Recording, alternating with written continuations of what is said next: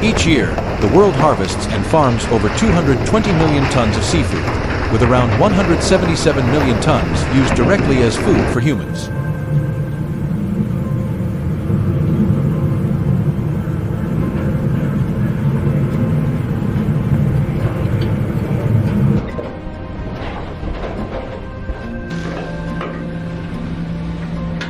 Seafood not only provides essential protein for billions of people, but also supports the livelihoods of tens of millions of workers worldwide.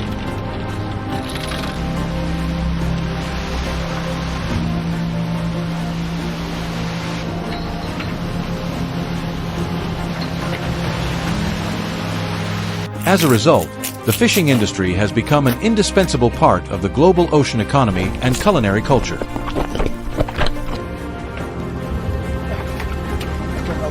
In today's journey, we will explore impressive fishing methods and remarkable moments from fishermen around the world.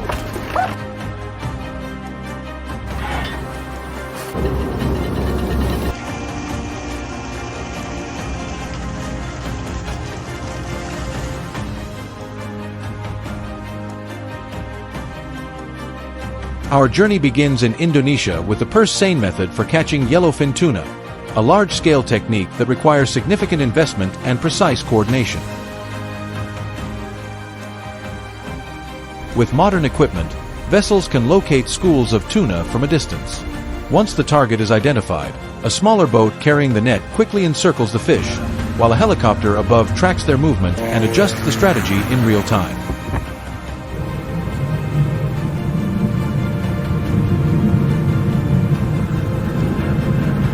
Motorboats assist by driving the fish toward the center, preventing them from escaping. As the circle tightens, the main vessel hauls in the net, reducing the space to gather the entire school.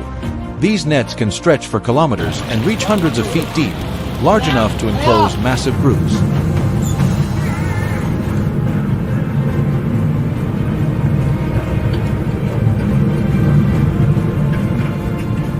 The fish are then lifted using specialized net bags and transferred into storage holds, ready for preservation and transport.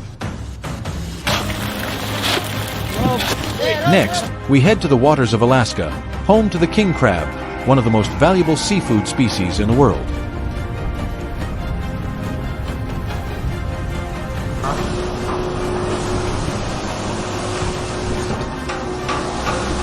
Unlike tuna, king crabs live on the ocean floor, making pot traps the most effective method. Fishermen drop heavy metal cages into the sea and wait before using powerful hydraulic winches to pull them back up.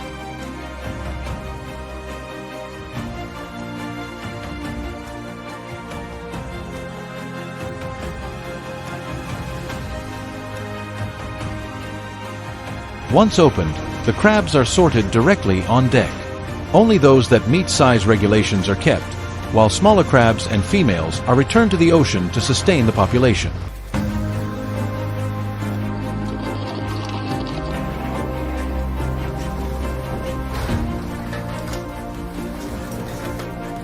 This process not only ensures economic value but also supports long-term resource management.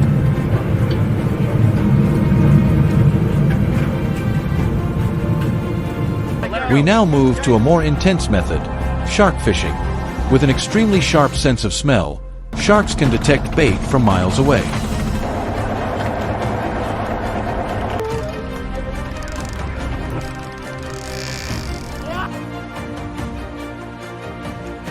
As soon as the bait hits the water, they quickly approach and strike.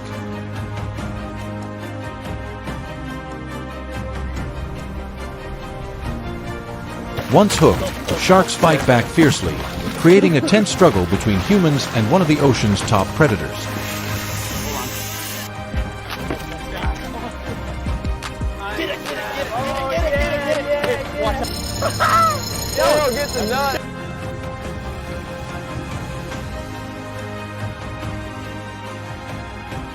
However, due to global population decline, shark fishing is now restricted or banned in many countries to protect ecological balance.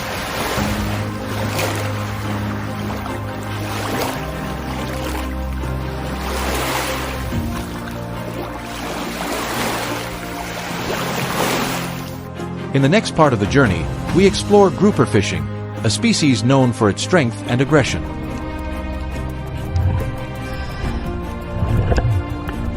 Groupers typically live near the seabed, hiding among reefs and ambushing their prey.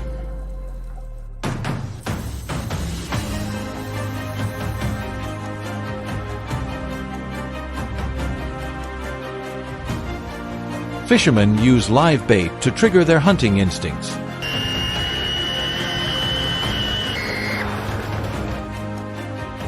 Once hooked, groupers not only struggle violently but also try to cling to the bottom, making them extremely difficult to reel in.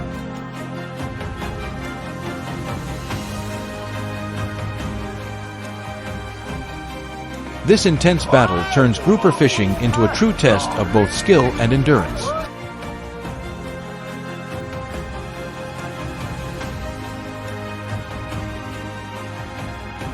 After hours of persistence, landing such a fish becomes not only an economic reward, but also a hard-earned victory.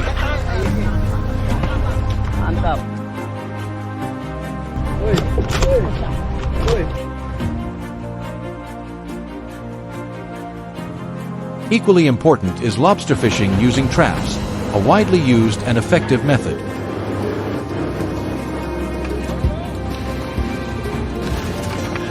Fishermen lower traps to the seabed for several hours, allowing lobsters to crawl inside.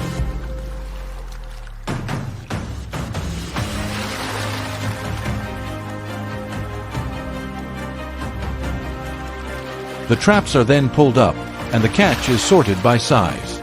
Market-sized lobsters are kept and stored in tanks to maintain freshness.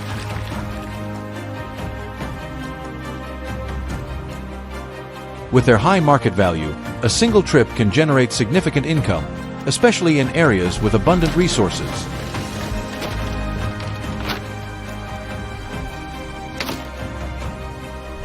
On a smaller scale, many fishermen still rely on traditional methods, diving to catch lobsters by hand with simple tools. Equipped with masks, fins, and breathing gear, divers descend to the ocean floor to search for lobsters hiding in rock crevices.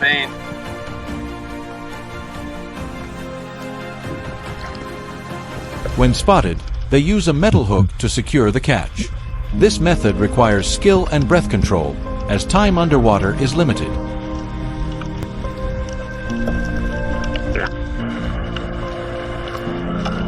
Each dive may yield only a modest number, but it offers greater precision and selectivity.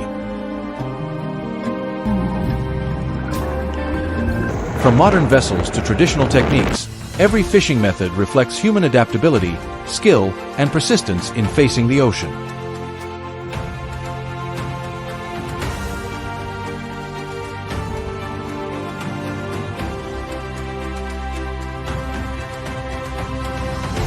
In the end, what stands out is not just the yield or the technique, but the challenging journey to bring food back to land. Which method impressed you the most? Share your thoughts and don't forget to follow for more fascinating stories.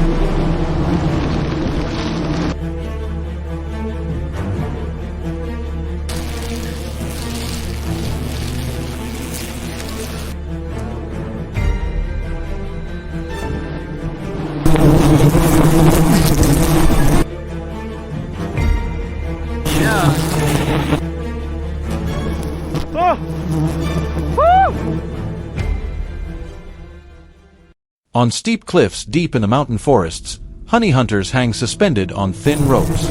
Beneath them lies a deep void, while thousands of bees swarm densely around massive honeycombs.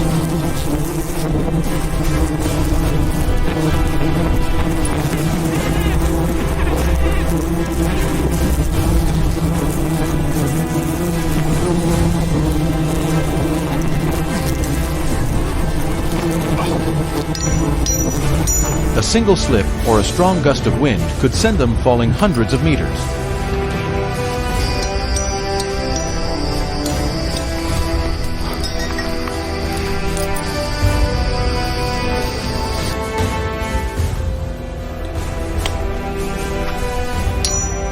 Yet for experienced honey hunters, this dangerous scene has become a familiar part of their work.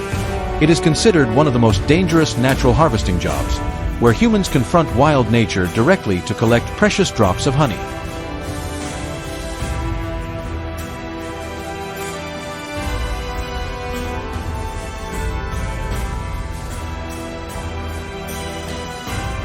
Wild honeycombs are often extremely large and hang beneath cliff faces or high tree branches. A single comb can be more than a meter wide and weigh dozens of kilograms. Inside each hive, tens of thousands of bees live and guard their valuable honey. Wow.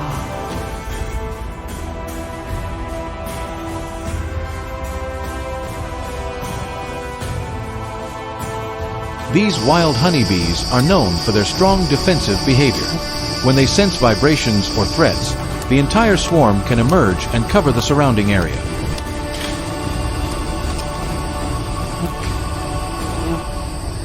For this reason, approaching these giant hives is always a serious challenge, even for experienced honey hunters.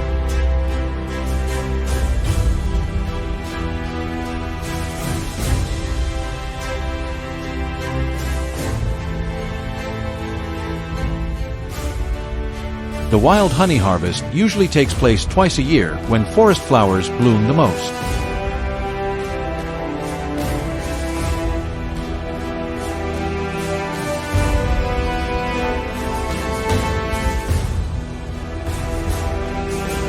The first season typically runs from March to May, while the second lasts from September to November.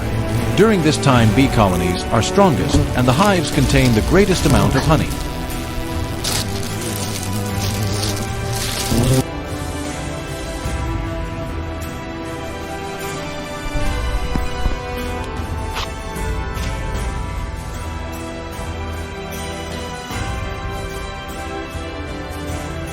Each harvesting trip may last from several days to an entire week. Honey hunters usually work in teams so they can support one another during travel and harvesting.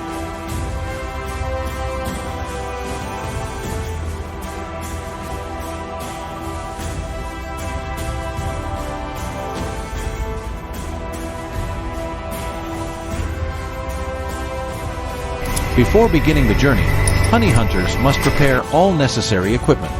Strong ropes and long rope ladders are the most important tools, allowing them to climb tall trees or descend steep cliffs. Anchor points are carefully checked to ensure the ropes can support heavy weight. They also bring bamboo or woven baskets to collect pieces of honeycomb after they are cut down. Sharp knives or long sickles are prepared to cut the comb quickly and accurately.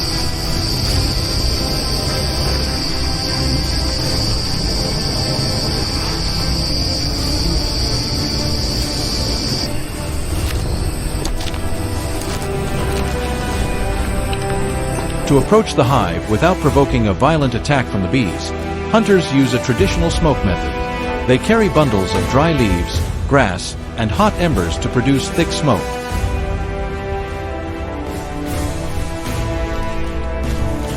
When smoke spreads around the hive, the bees often leave temporarily. This allows the hunter to approach more easily.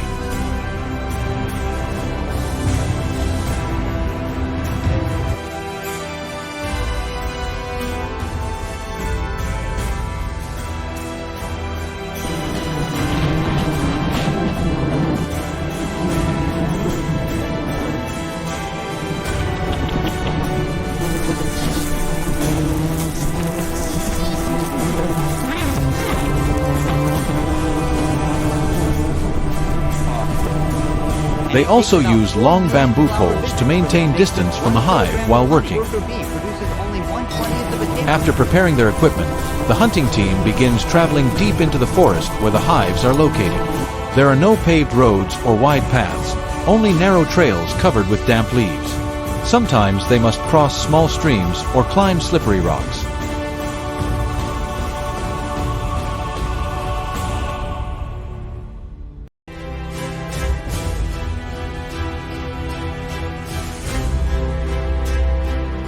Large tree roots rising above the ground make movement even more difficult. After hours of moving through rugged terrain, They finally reach the area where giant honeycombs hang from cliffs or tall branches.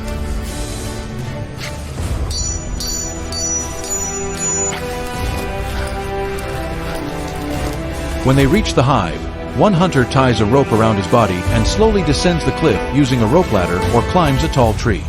Bundles of dry leaves are burned to produce smoke that pushes the bees away from the hive for a short time.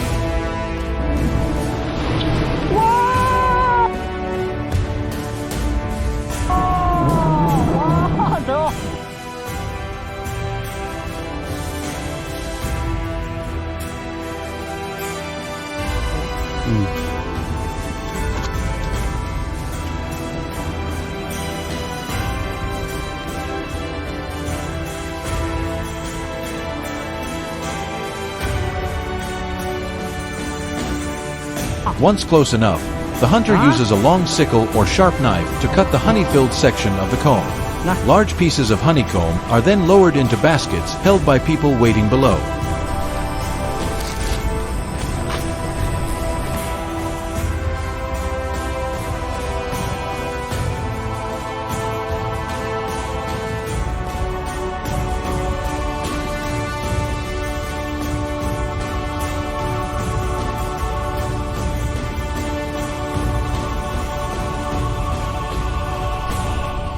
After the honeycombs are brought to the ground, the honey processing begins.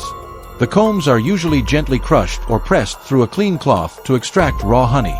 The honey is then filtered several times to remove wax and impurities. After filtering, the honey is left to settle naturally for 24 to 48 hours. Finally, it is poured into clean glass or plastic bottles for storage. A bottle of wild honey may look simple, but behind every drop is a dangerous journey. Hunters must hang from cliffs while facing swarms of bees and rugged terrain. Their courage and experience bring the forest's liquid gold to people.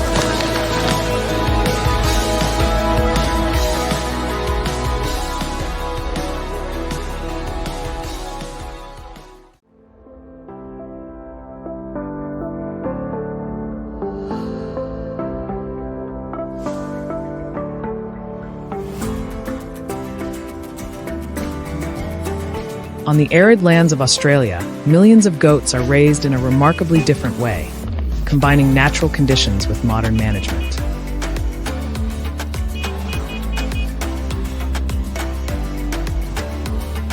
Rather than being confined to barns, they roam across vast grasslands, foraging for their own food and adapting to harsh environments.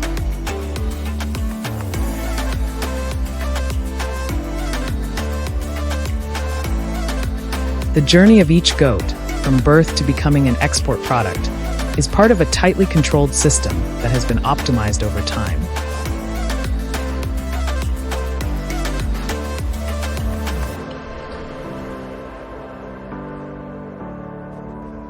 Globally, the goat population exceeds 900 million, with the highest concentrations in semi-arid regions.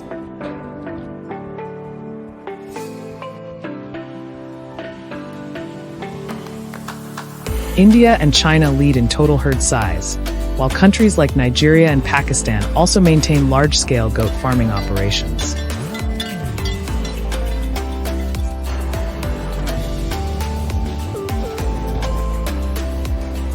However, Australia does not compete in volume, but rather in quality and in its production system for export-oriented goat meat.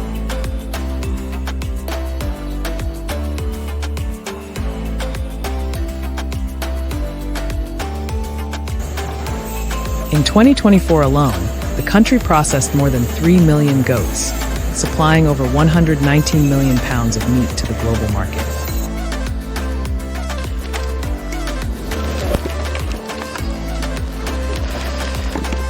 With around 55% of the export market share, Australia remains the world's largest supplier of goat meat.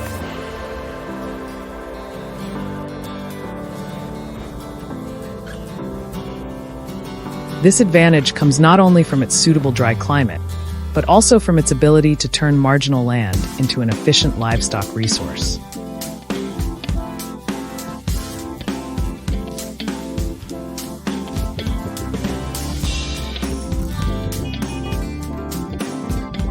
In states such as New South Wales and Queensland, farms spanning thousands of acres serve as natural habitats for goat herds.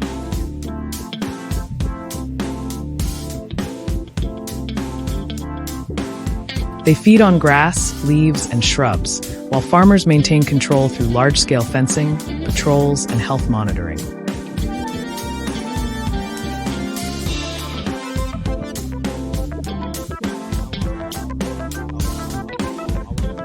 This model reduces feed costs, makes use of otherwise unproductive land, and is well suited to remote areas.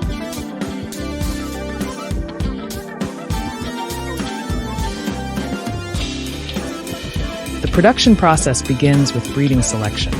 Meat goat breeds such as Boar and Kalahari are favored for their rapid growth and strong adaptability.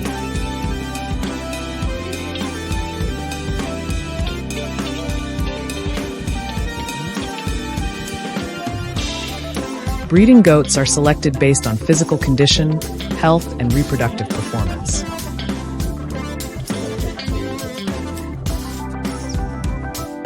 A single male can mate with dozens of females each season, and the gestation period lasts about 5 months.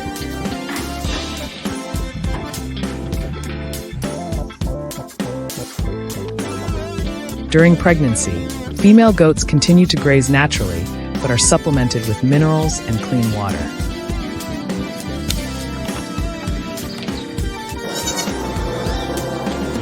These seemingly simple factors directly influence the development of the young.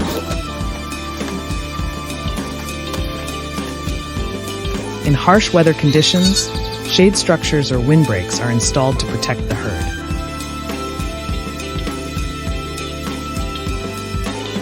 Newborn kids are able to stand within just a few hours. In their first day, they must consume enough colostrum to build their immune system. This stage is critical, as poor management can lead to mortality rates of up to 10%.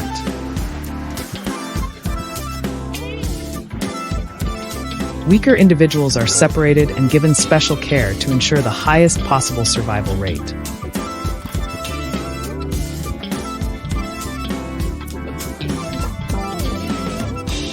As they grow, the herd is clearly categorized by purpose: breeding or meat production.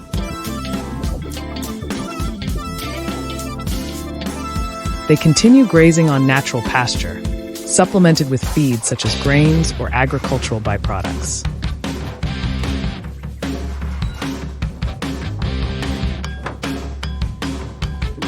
On average, each goat consumes between 1.6 and 4.5 kilograms of feed per day, and access to clean water remains essential for maintaining growth rates.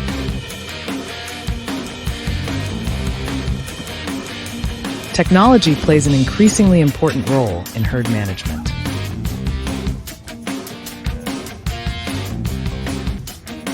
Many farms use electronic ear tags to track individual animals, from weight and vaccination schedules to overall health status.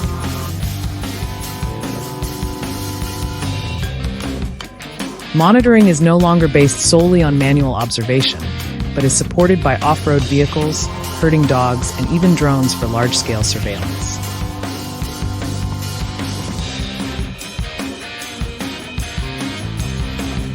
Once they reach a weight of 25 to 35 kilograms, goats are ready for market, typically between 6 and 9 months of age.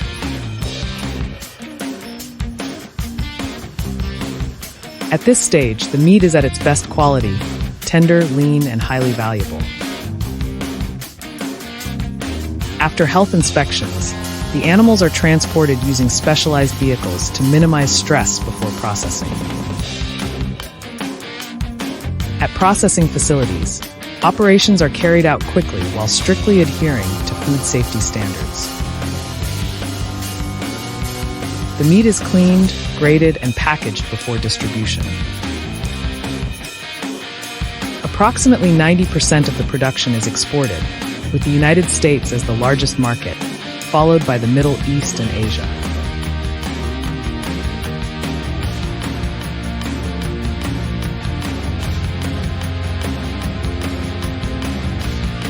Goat farming not only generates economic value, but also contributes to vegetation management and reduces wildfire risks.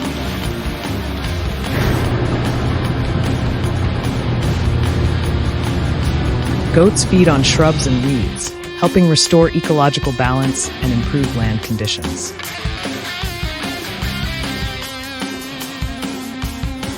From dry grasslands to dining tables around the world, the journey of goat meat represents a tightly integrated link between nature and technology. Australia has proven that even under the harshest conditions, with proper management, every resource can be transformed into a sustainable advantage. If you find this topic interesting, stay tuned to explore more stories about modern agriculture around the world.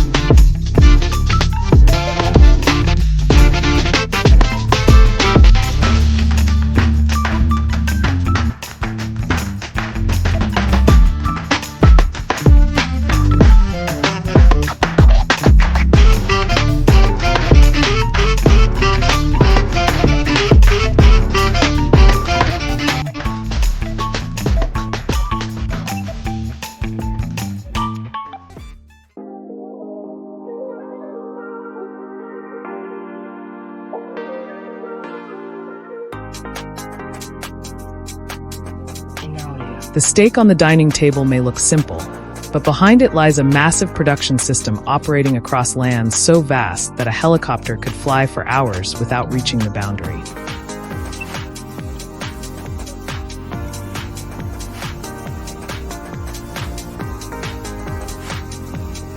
Every day in Texas, tens of thousands of cattle enter the supply chain, producing enough food to feed millions of people, not only in the United States, but around the world.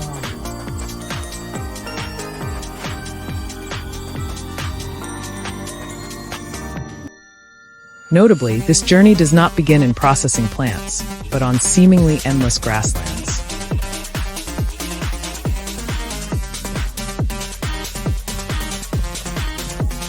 For decades, Texas has become a symbol of the cattle industry, with herds numbering in the tens of millions, accounting for a significant share of the nation's total output.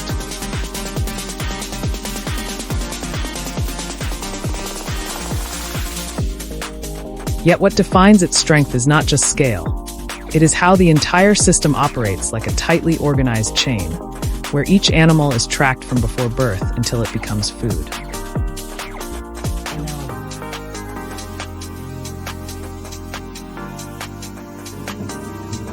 In fact, the foundation of the beef industry is established very early, even before the first calf is born.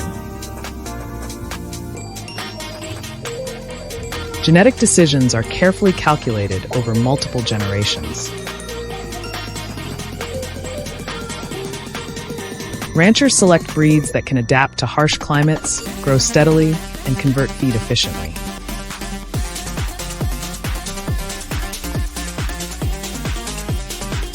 A cow is typically bred at around 15 to 18 months of age, with a gestation period of about 283 days.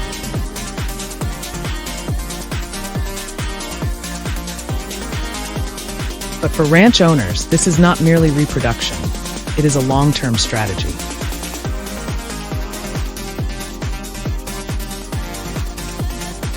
Each animal is tagged with an electronic identifier to monitor health, reproductive history, and growth performance.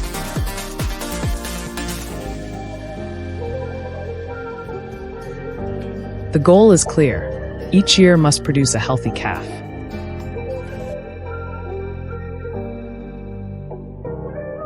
Even a small deviation can affect the profitability of the entire ranch.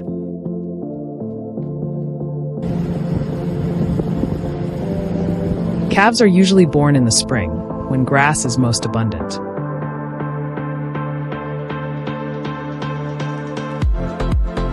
Within hours of birth, they must stand and consume colostrum, an essential source of nutrients that helps build their initial immune system.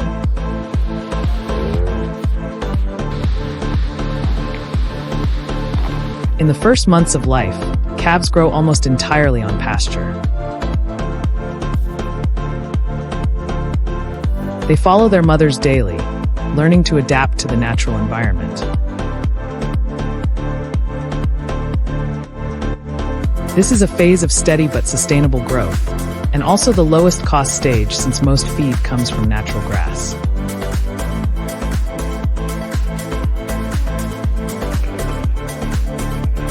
However, water is always a critical factor, especially under the dry conditions commonly seen in Texas.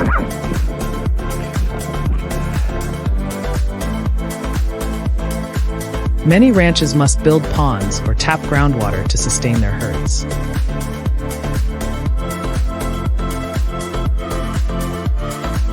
Despite being raised across vast areas, management still takes place daily. Ranchers check health conditions, administer vaccinations, and monitor each individual animal.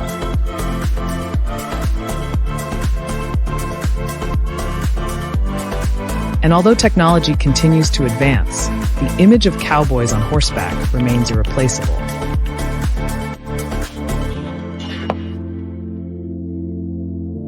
Horses allow for gentle movement, reducing stress on the herd. Instead of forcing them, ranchers rely on the animals' natural instincts to guide them, ensuring orderly and safe movement.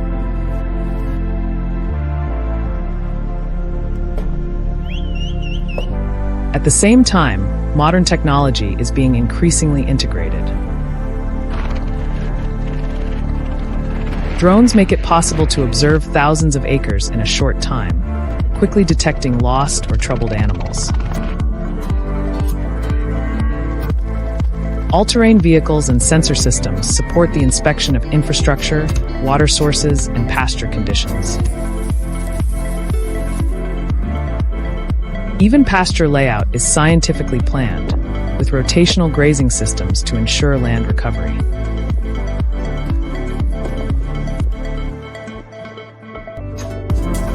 However, the livestock industry still faces many challenges.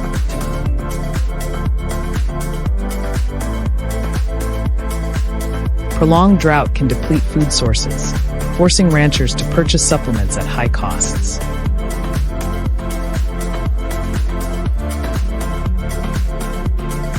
Extreme weather such as sudden cold snaps or snowstorms can severely impact herds, especially young calves.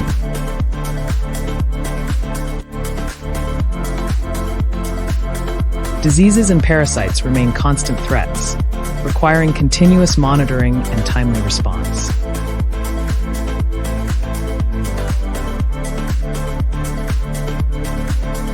When cattle reach a weight of around 250 to 290 kilograms, they enter the feedlot phase, a crucial transition that determines meat quality.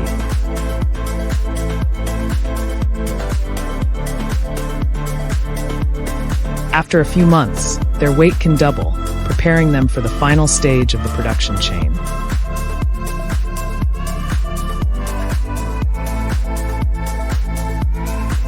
When ready, the animals are transported to processing plants under strictly controlled conditions to minimize stress.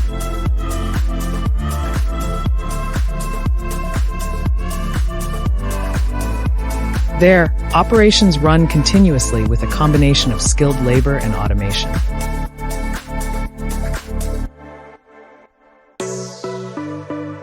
The meat is then rapidly chilled, graded by quality, packaged, and distributed through cold chain systems to markets worldwide.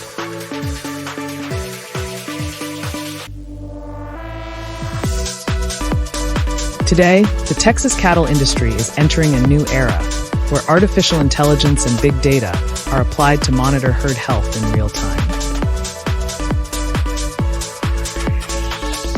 The goal is not only to produce more, but to do so more efficiently and sustainably.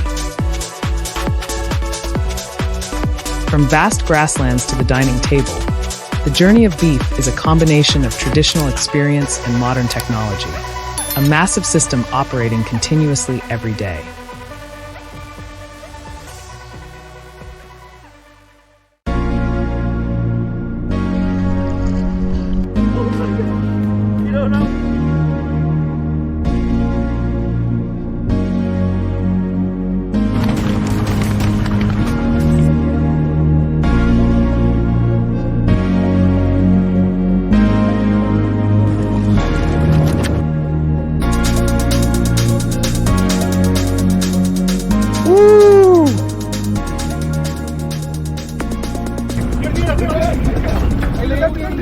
The Gulf of Mexico has always hidden deep mysteries, but on what seemed like a very peaceful morning, the surface of the sea suddenly turned a frightening shade of red.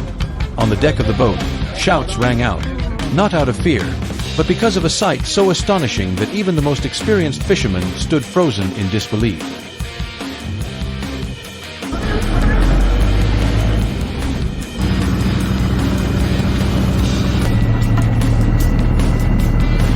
Hundreds of thousands of red snappers suddenly surfaced at the same time, rushing into containers and spilling across the deck, forming a vivid and chaotic red waterfall. The sound of fins striking metal, the deck vibrating under the weight, everything blended into a powerful roar that made the entire vessel seem to tremble in the middle of the ocean.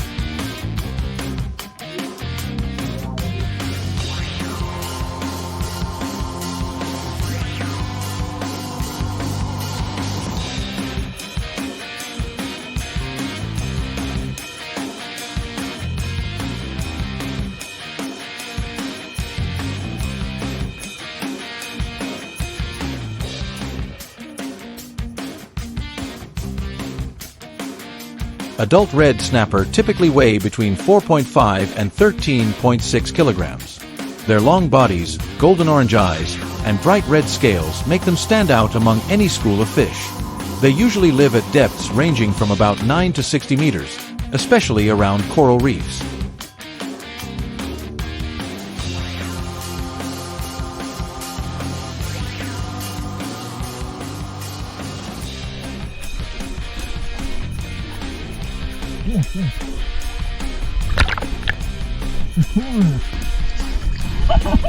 Many schools also gather around shipwrecks or underwater structures where they can hide and hunt for prey. However, their striking appearance is only part of the story. Red snapper are actually one of the most valuable commercial fish species in the United States. Fishermen often affectionately call them the red gold of the ocean.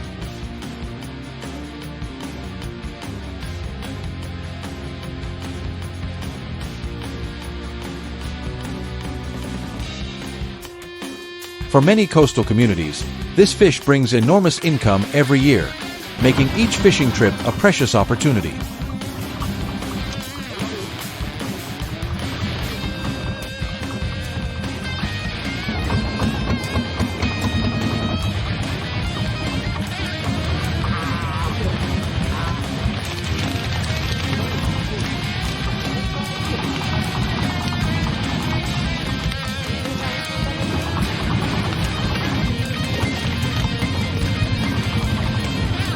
Because just beneath the surface, the schools of red fish begin to swirl. The water foams as if a small whirlpool is slowly forming. The anglers simply need to keep the right rhythm. Drop the bait gently, give the rod a precise jerk, and reel in at the perfect moment.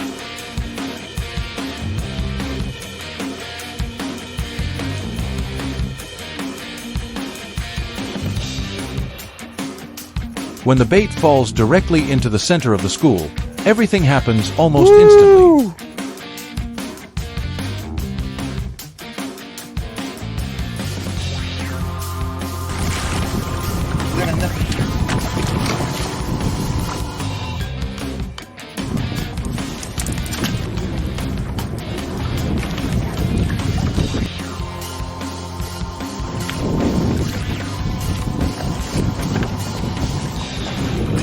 The timing also coincides with the season when red snapper feed aggressively, attacking almost anything that moves in front of them. The result is a rare spectacle. More than 100,000 red snappers are pulled onto the boat in a single morning.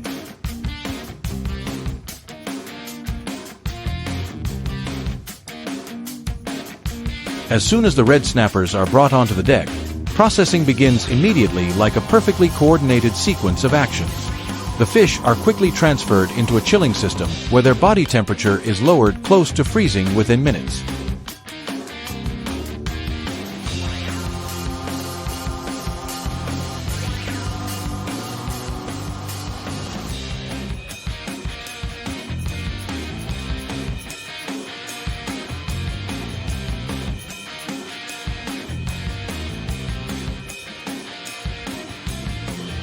As the number of fish piling up on deck continues to increase, the crew must work in precise coordination to sort them.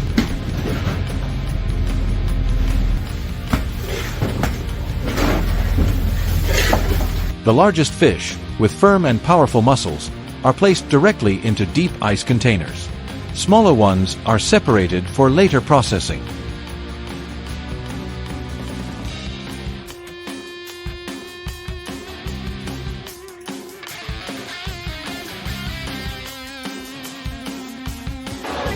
While the deck remains covered with fish, the fishing rods continue working without pause.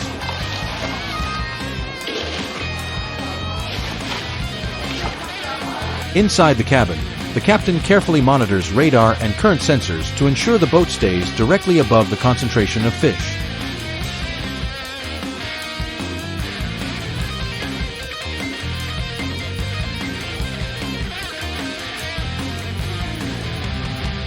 When the number of fish pulled up approaches the legal limit, he immediately signals to slow down the catch. Even though the school of red snapper remains dense beneath the vessel, they are still forced to stop.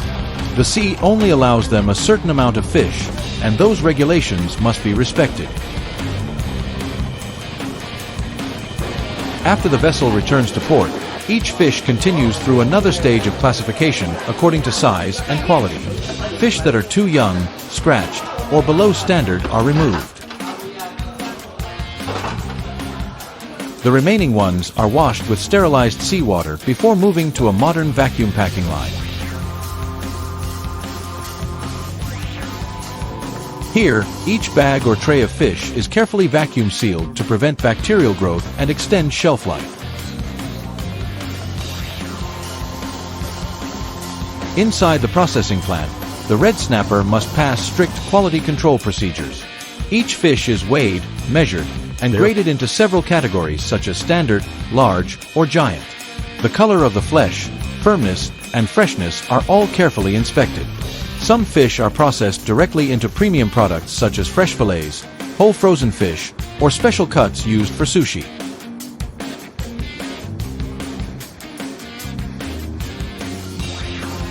Many shipments are also packed according to specific standards for export markets.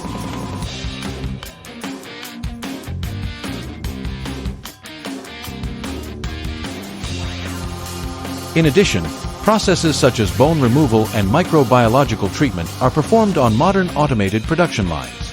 This ensures that the entire process meets international food safety and hygiene standards. Once completed, the boxes of red snapper are ready to be transported to major markets such as the United States, Japan, and South Korea. There, they appear in luxury restaurants, five-star hotels, and high-end seafood banquets.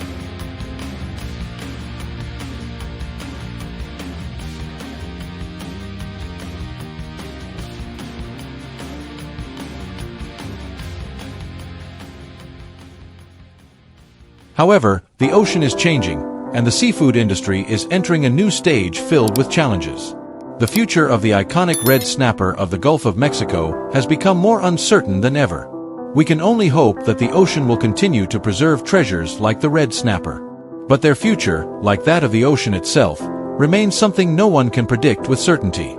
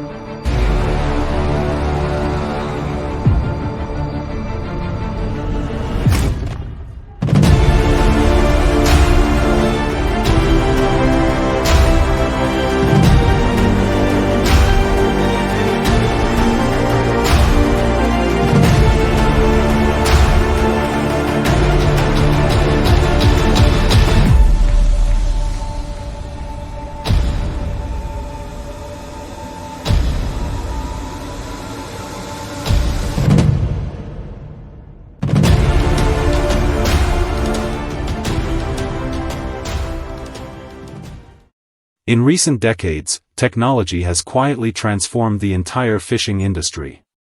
Modern vessels, precise navigation systems, and advanced preservation equipment have expanded human limits on the open ocean. But behind those impressive numbers lies a high-pressure journey, where every net cast, every line dropped is a gamble against nature. And that journey begins in the deep waters, where the most valuable seafood species remain hidden.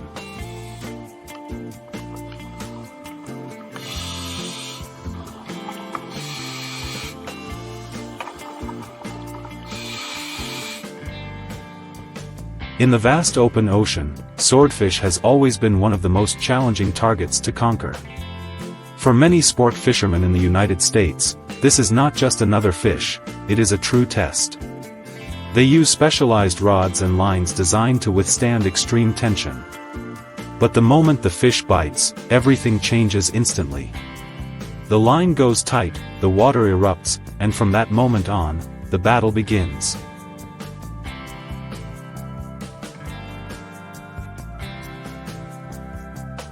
Swordfish are not only powerful, but also highly unpredictable. They burst forward at high speed, dive deep, then suddenly change direction, forcing fishermen to constantly adjust their drag. The struggle can last for minutes, sometimes even longer, before the fish begins to weaken. But the danger doesn't come from strength alone. The sword-like bill, perfect for hunting, can also become a dangerous weapon. There have been real accidents in the past when these fish reacted aggressively, turning the hunt into a high-risk encounter. But if swordfish represents a direct confrontation, large-scale fishing tells a completely different story.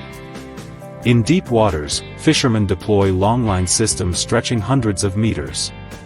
As the lines are hauled in, each section grows heavier, almost as if the entire ocean is being pulled onto the deck. Every movement must be fast and precise. The moment fish are brought on board, they are processed and chilled immediately to preserve quality. At this stage, speed is not just efficiency, it determines value.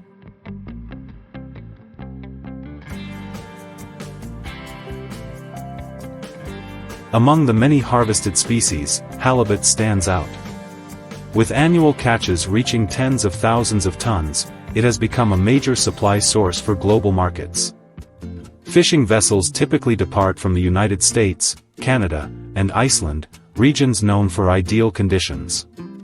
Before each multi-day trip, tens of thousands of hooks are carefully prepared, along with modern refrigeration systems to ensure quality from the very moment of capture.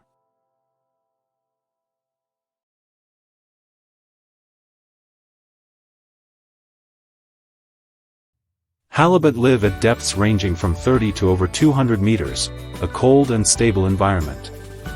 Once hauled up, fish that meet size standards are processed immediately on deck and stored at low temperatures. After reaching port, they move through a strict processing chain, sorting, filleting, packaging, or kept whole. High-quality products are often exported to demanding markets like Japan and South Korea, where even the smallest detail can impact final value.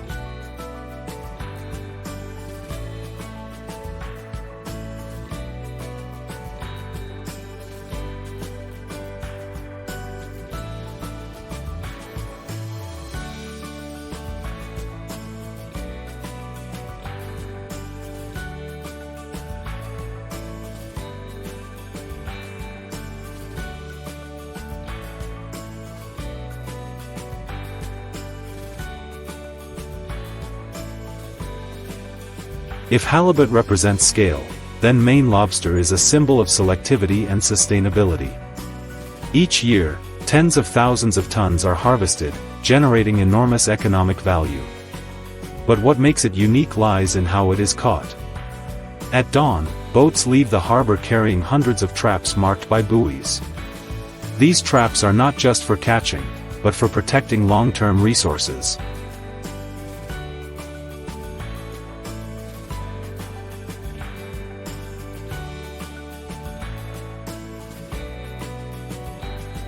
After 1 to 2 days, the traps are hauled up. Lobsters that meet size requirements are kept, while smaller ones or those carrying eggs are released back into the ocean. This process ensures the population is not overexploited. Once back at port, lobsters are sorted, rapidly frozen at extremely low temperatures, or partially processed before export. Behind each lobster is a tightly controlled system, where value lies not only in the product, but in sustainability.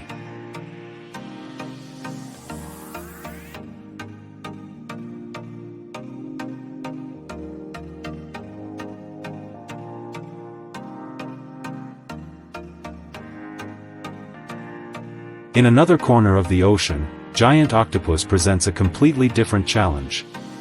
Living among rocky crevices in deeper waters, they are known for intelligence and camouflage. Fishermen use specialized traps placed on the seabed and wait for hours. When pulled up, each octopus weighing dozens of kilograms is carefully selected, while smaller individuals are returned to the natural environment.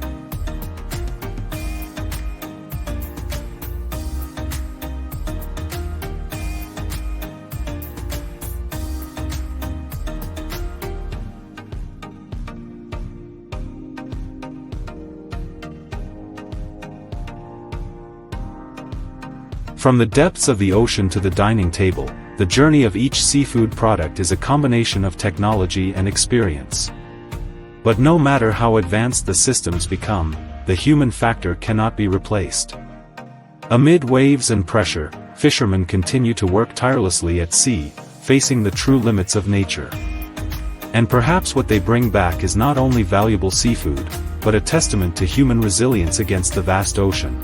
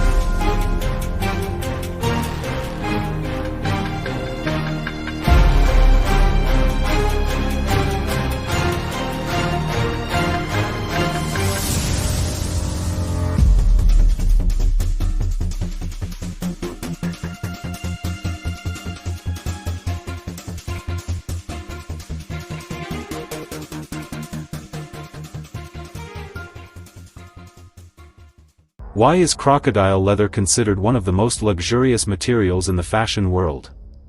From exquisite handbags and handcrafted shoes to high-end accessories, every piece of crocodile leather carries a unique value.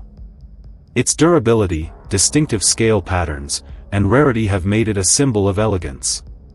But behind these luxury products lies a tightly organized farming and processing industry. So what exactly has turned crocodile leather into the soft gold of the global luxury industry?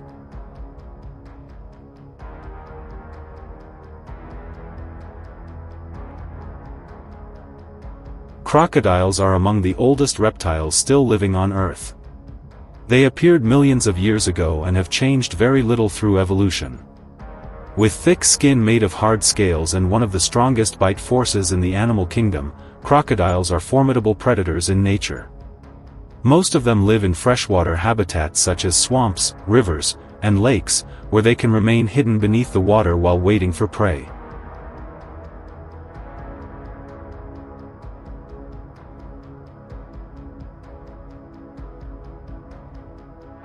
Today, to meet the demand for high-end leather, many countries have developed large-scale crocodile farms.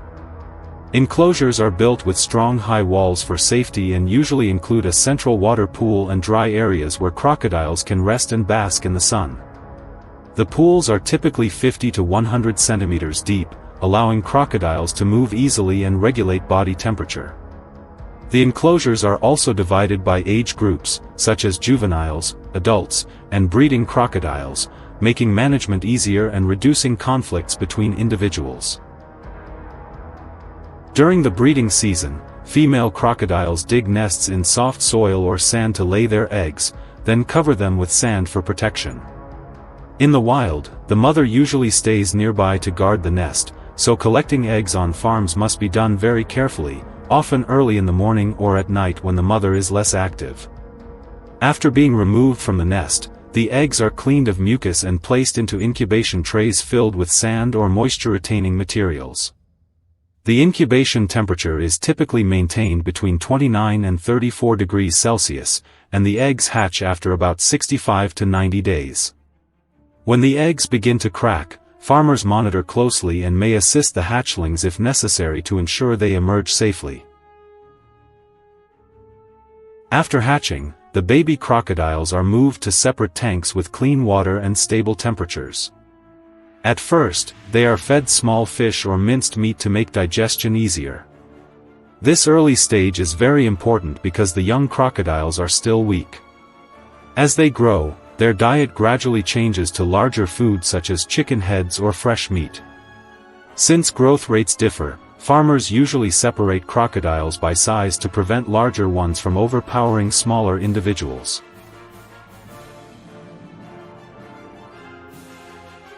Although crocodiles have powerful digestion and can eat large meals, feeding must be carefully controlled to avoid triggering aggressive behavior. After about 2 to 2.5 years of farming, crocodiles reach the appropriate size for harvest, when their skin has the best quality for the leather industry. In many modern farms, the handling process follows strict procedures to ensure worker safety and product quality.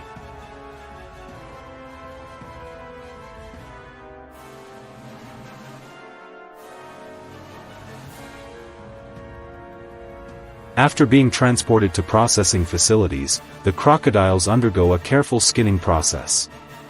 Technicians cut along marked lines to separate the skin from the meat without damaging the natural scale pattern. This step is critical because the value of crocodile leather depends greatly on the perfection of the scales. The meat is then processed separately, washed, cut into portions, and packaged for the food market. In many cuisines, crocodile meat is considered a unique ingredient with a distinctive flavor.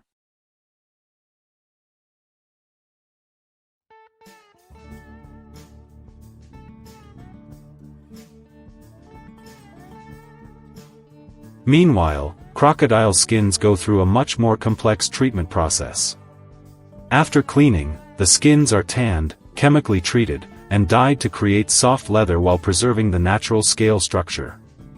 These prepared skins are then sent to workshops where artisans craft them into handbags, wallets, watch straps, and other luxury accessories.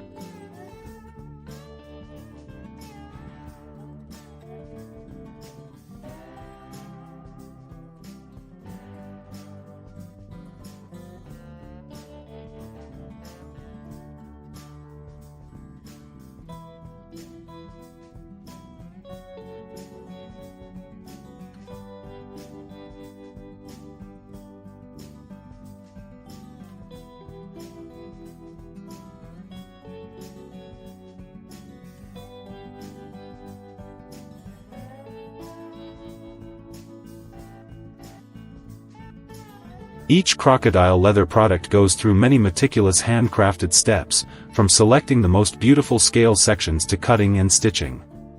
The combination of rare material and skilled craftsmanship has made crocodile leather a symbol of luxury. If you find this content interesting, please like and subscribe to see more fascinating videos. See you again.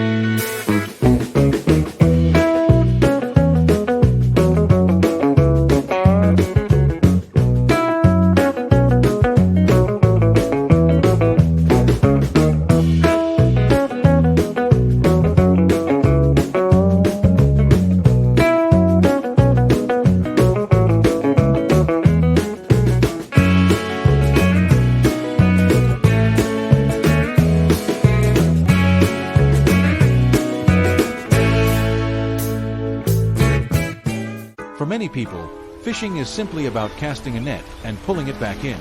But offshore, everything becomes far more complex.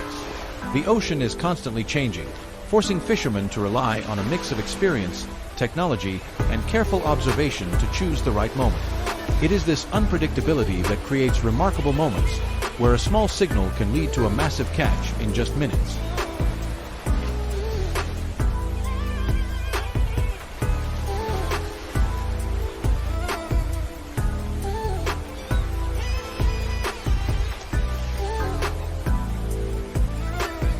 Off the coast of Russia, a quiet morning quickly turned into a large-scale operation when sonar detected a dense signal beneath the water. Without hesitation, the vessel deployed a purse seine nearly half a kilometer long to surround an entire sardine school. Within minutes, the surface began to churn as tens of thousands of fish were forced into a tight space. As the net was hauled in, sunlight reflected off their silver scales, making the catch look like a moving stream of metal, and a single haul brought in nearly 40 tons of fish.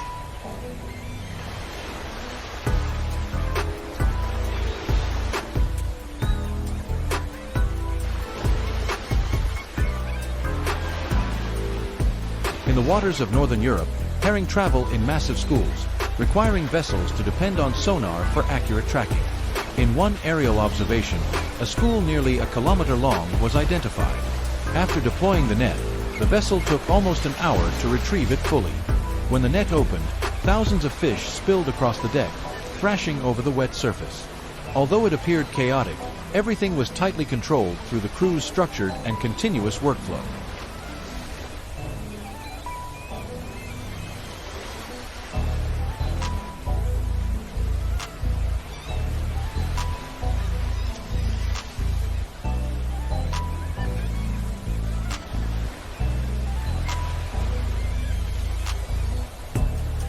In Alaska, fishing operations reach an industrial scale, targeting pollock, one of the highest yield species in the world. Trawl nets are lowered hundreds of meters below the surface and towed for hours. Once the winch system begins pulling them back up, the entire net rises together. As it opens, fish cascade onto the deck like a living waterfall, thousands of silver bodies pouring out amid roaring machinery and splashing water, with each haul reaching between 20 and 30 tons.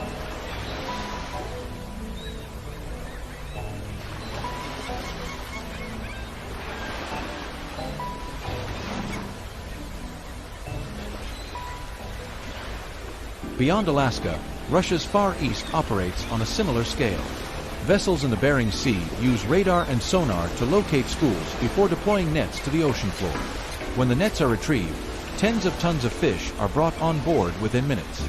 On deck, work continues without pause as crews rapidly sort and transfer the catch into freezing holds to preserve quality for the next cycle.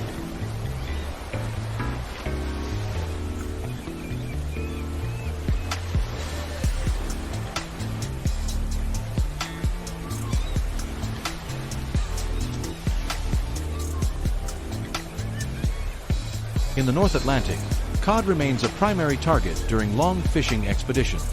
Fishermen use long lines stretching for kilometers, fitted with hundreds of hooks and dropped into cod habitats.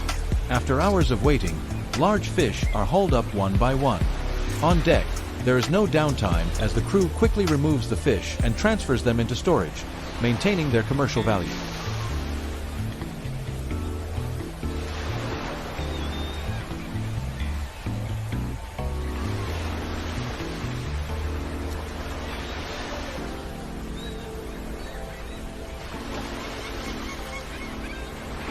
At the same time, many regions use bottom trawling and deep water traps to harvest species living near the seabed, such as black cod.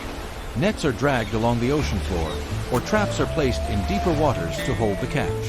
When retrieved, the deck is quickly covered with dense loads of fish, requiring a steady rhythm of sorting and storage to keep operations flowing smoothly.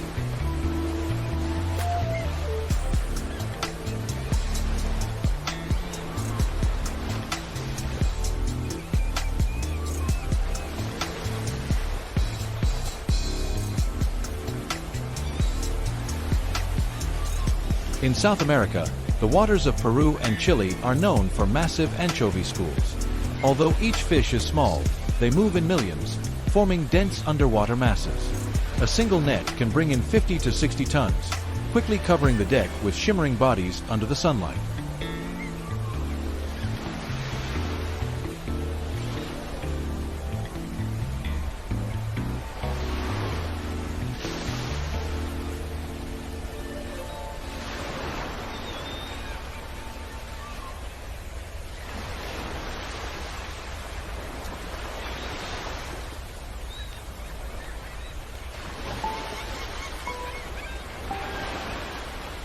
Off the coast of South Africa, a unique phenomenon occurs as billions of sardines migrate along the shoreline, attracting numerous predators.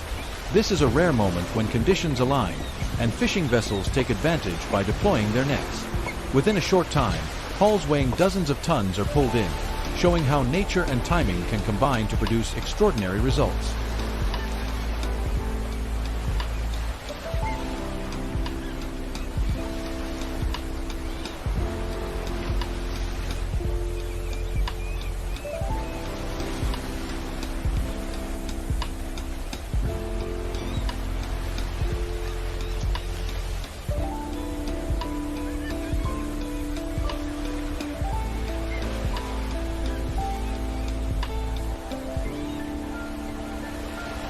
These scenes happen every day across the oceans, even if they are not always recorded. For fishermen, each trip offshore is a balance between risk and opportunity, where skill, technology, and timing determine the outcome. If you found this interesting, leave a comment and don't forget to follow the channel for more stories from the sea.